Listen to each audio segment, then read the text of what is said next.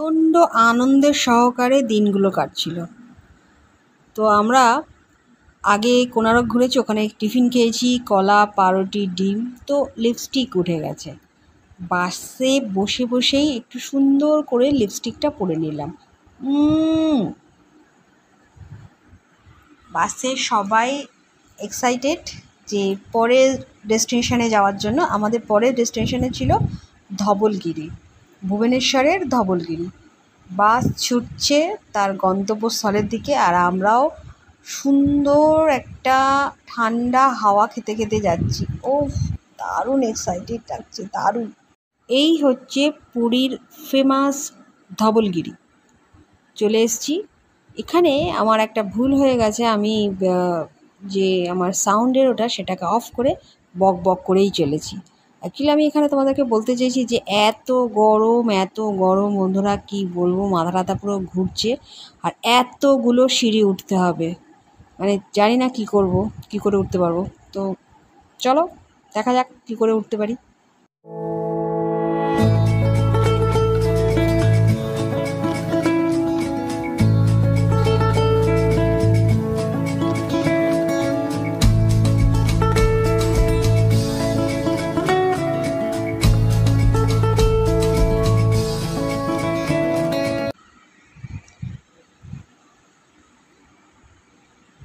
আমি হাঁপিয়ে গেছি, আমি উঠতে উঠতে হাঁপিয়ে গেছি। এত গরম, পায়ে পুরো ছালা পড়ে গেছে।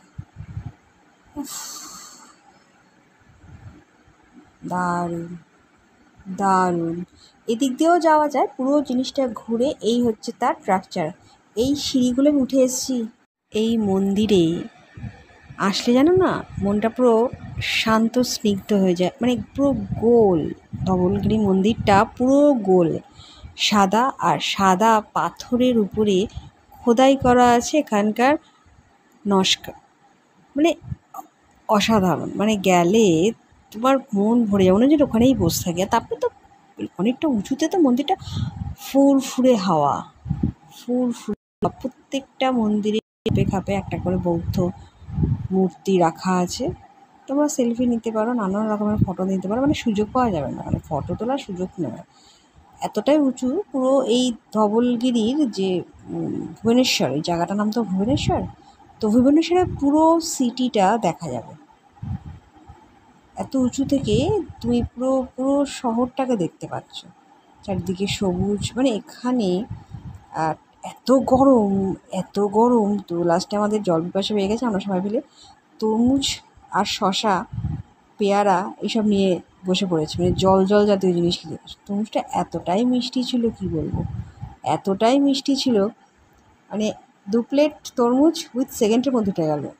ওখানে সেদিনকে শিবরাত্রি ছিল।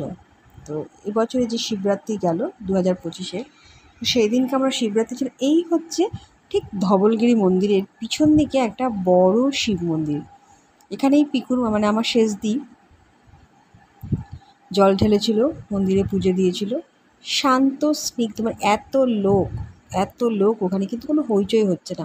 সবাই যে যার মতন হাঁটা চলা করে মন্দিরে পুজো দিচ্ছে। আমিও মন্দিরে ঢুকলাম, একটা টাং করে মন্দিরের ঘন্টা বাজিয়ে দিলাম।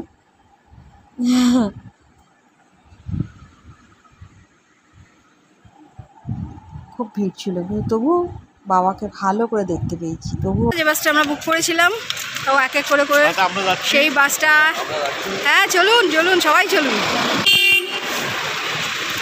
এই বাসটা আমাদের বুক করেছিলাম পুরী থেকে। এই যে আমাদের পুরো টিম আসছে।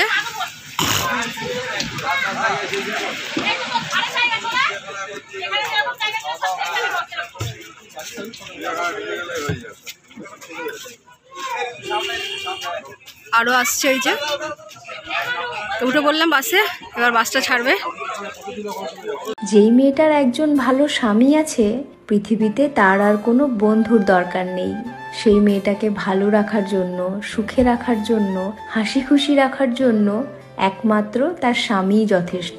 তার কারণ একটা মেয়ের কাছে তার স্বামীর ভালোবাসা বিশ্বের সমস্ত সুখের সমান। বন্ধুর দরকার নেই।